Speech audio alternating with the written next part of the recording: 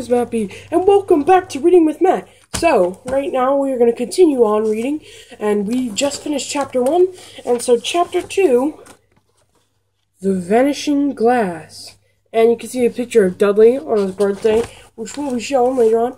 Hope you all like my hat. I'll be wearing it for this entire chapter, maybe a few other chapters in the book. Not sure, but alright, let's go ahead and get started. Nearly 10 years had passed since the Dursleys had woken up to find their nephew on the front step, but Private Drive had nearly changed it all. The sun rose on the same tidy front garden and lit up the brass number 4 on the Dursleys' front door. It crept into their living room, which was almost exactly the same as it had been on the night when Mr. Dursley had seen that fateful news report about the owls. Only the photographs on the mantelpiece really showed how much time had passed. 10 years ago, there had been lots of pictures of what looked like a large pink beach ball wearing different colored bonnets.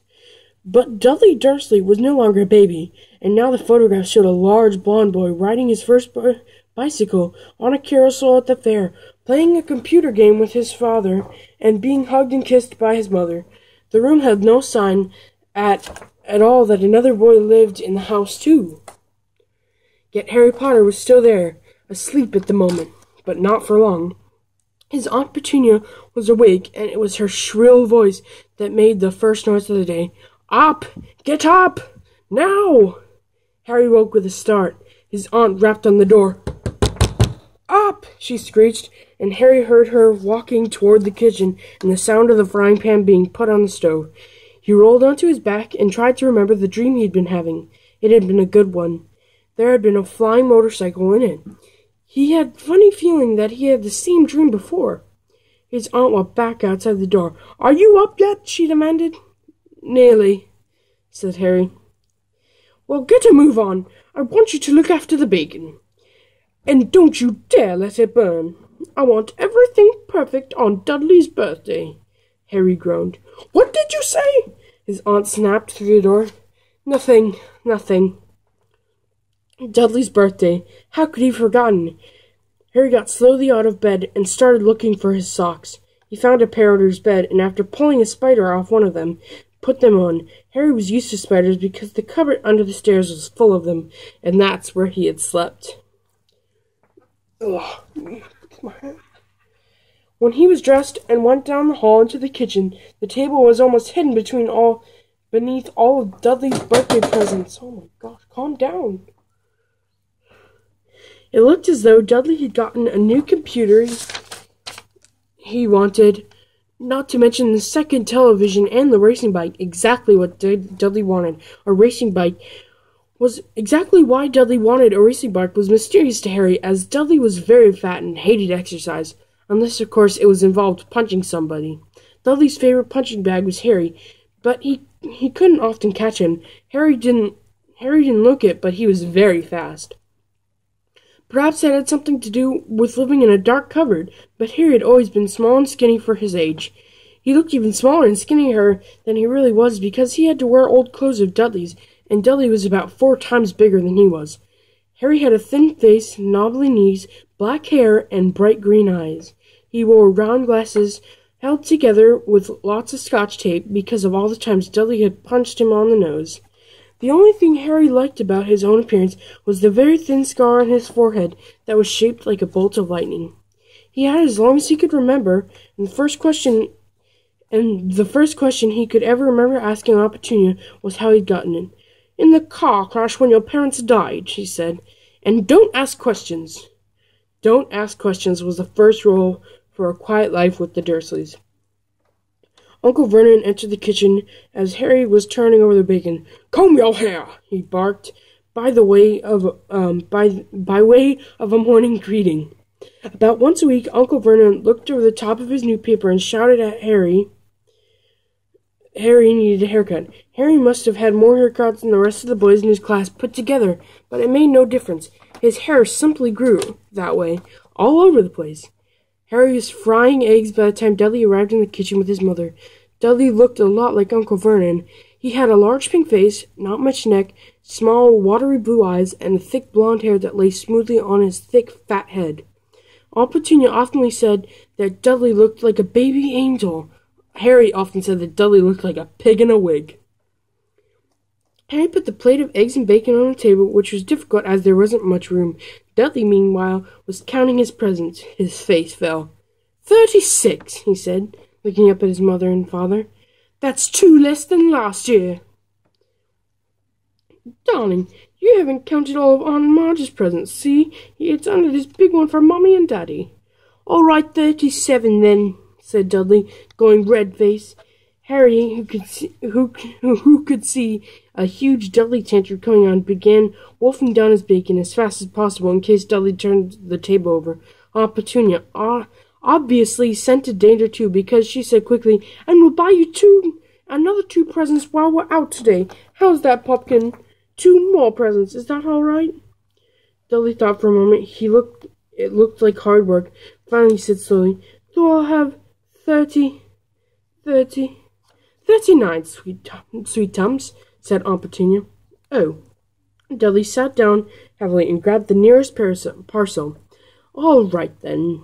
Uncle Vernon chuckled. "Little Tyke wants his money's worth, just like his father."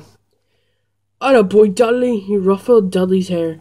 At that moment the telephone rang and Aunt Petunia went to answer it while Harry and Uncle Vernon watched Dudley unwrap the racing bike, a video camera, a remote-controlled airplane, 16 new computer games, and a VCR. He was ripping the paper off a gold wristwatch when Aunt Petunia came back from the telephone, looking both angry and worried. "Bad news, Vernon," she said. "Mrs. Figg's broken her leg. She can't take him." She jerked her head in Harry's direction.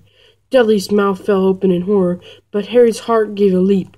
Every year on Dudley's birthday, his parents took him out and his friend out for the day to adventure parks, hamburger restaurants, or the movies.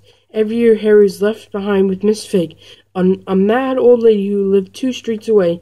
Harry hated it there. The whole house smelled of cabbage, and Mrs. Figg made him look at photographs of the cats she'd ever owned. "Now what?" said Aunt Petunia, looking furiously at Harry, as though he'd planned it. Harry knew how he ought to feel sorry that Miss Figg broke her leg, but it wasn't easy for him to remind himself that he had been a whole year before he had took at Tibble's, Snowy, Mr. Paws, and Tufty again. "We could phone Marge," Uncle Vernon suggested. "Don't be silly, Vernon.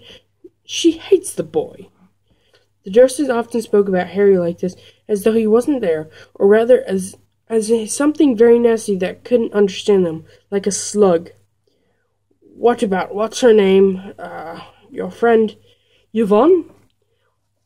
"On vacation in Majorca," snapped Aunt Petunia. "You could just leave him here," Harry put in hopefully. "You could just leave me here." "Oh, gotta get those voices in," Harry put in hopefully. He'd be able to watch what he wanted on the television and change. Maybe even he'd have a go on Dudley's computer. Aunt Petunia looked as though she had just swallowed a lemon. "And come back and find the house in ruins," she snarled. "I won't blow up the house," Harry said, but they weren't listening. "I suppose we could take him to the zoo," said Aunt Petunia slowly. "And leave him in the car?" "That's car news. He's not sitting in it alone." Dudley began to cry loudly. In fact, he wasn't even crying. It had been years since he had really cried, but he knew that if he screwed up his face and wailed, his mother would give him anything. "Dinky Diddums, don't cry. Mummy won't let him spoil his special day," she cried, flinging her arms around him. I don't want him to come," Dudley yelled between huge pretentious sobs. "He always spoils everything." He just shot Harry a nasty grin through the gap in his mother's arms. Just then the doorbell rang. "Oh, good Lord, they're here," said Aunt Petunia frantically. A moment later, Dudley's best friend, Piers Polkiss, walked in with his mother. Piers was a scrawny boy with a face like a rat. He usually was the one who held people's arms behind their backs while Dudley hit them. Dudley stopped pretending to cry at once. Half an hour later, Harry couldn't believe his luck. His luck is sitting in the back of the Dursleys' car with Piers and Dudley on the way to the zoo for the first time in his life. His aunt and uncle hadn't been able to think of anything else to do with him before they'd left. Uncle Vernon had taken Harry aside. "I'm warning you," he said, putting his large purple face right up to close to Harry's. I'm warning you now, boy. Any funny business, anything at all, and you'll be in that cupboard from now until Christmas." "I'm not going to do anything," said Harry, honestly. But Uncle Vernon didn't believe him. No one ever did. The problem was, strange things often happened around Harry, and it was just no good telling the Dursleys that he didn't make them happen. Once Aunt Petunia tired of Harry's coming back to the barber, looked as though he hadn't been at all, and had taken a pair of kitchen scissors and cut his hair short till he was almost bald except for his bangs, which she left to hide that horrible scar. Dudley had laughed himself silly at Harry, spent a sleepless night imagining school the next day, when he was already laughed at for his baggy clothes and taped glasses. The next morning, however, he had gotten up to find his hair exactly as it had been before Aunt Petunia had sheared it off. He had been given a week in his cupboard for this, even though he tried to explain that he couldn't explain how it had grown back so quickly. Another time, Aunt Petunia had been trying to force him into a revolting old sweater of Dudley's, brown with orange puffballs. The harder she tried to pull it over his head, the smaller it seemed to become, till finally it might have fitted a hand puppet, but it certainly wouldn't fit Harry. Aunt Petunia decided it must have shrunken in the wash. To his great relief, Harry wasn't punished. On the other hand, he'd gotten into terrible trouble for being found on the roof of the school kitchen. Dudley's gang had been chasing him, as usual, when Harry, as much of Harry's surprise as anyone else, there he was, sitting on the chimney. The Dursleys had received a very angry letter from Harry's headmistress, telling them that Harry had been climbing on school buildings, and that he had tried to, as he shouted at Uncle Vernon's locked door of his cupboard. He jumped behind a big trash can outside the kitchen doors. Harry supposed the wind must have caught him in mid-jump. But today, nothing was going to go wrong. It was even worth being with Dudley and Pierce to spend the day somewhere that wasn't school, or his cupboard, or Miss Twig's cabbage-smelling living room. When he drove, Uncle Vernon complained to Aunt Petunia. He liked to complain about things, people at work, Harry, the council, Harry, the bank, and Harry were just a few of his favorite subjects. This morning it was motorcycles. "Roaring along like maniacs, the young hoodlums," he said as the motorcycle overtook them. "I had a dream about motorcycles," said Harry, remembering it suddenly. "It was flying." Ugh. Uncle Vernon nearly crashed the car in front. He turned around in his seat and yelled at Harry, his face gigantic, beat with a mustache. "Motorcycles don't fly!" Dudley and Pierce sniggered.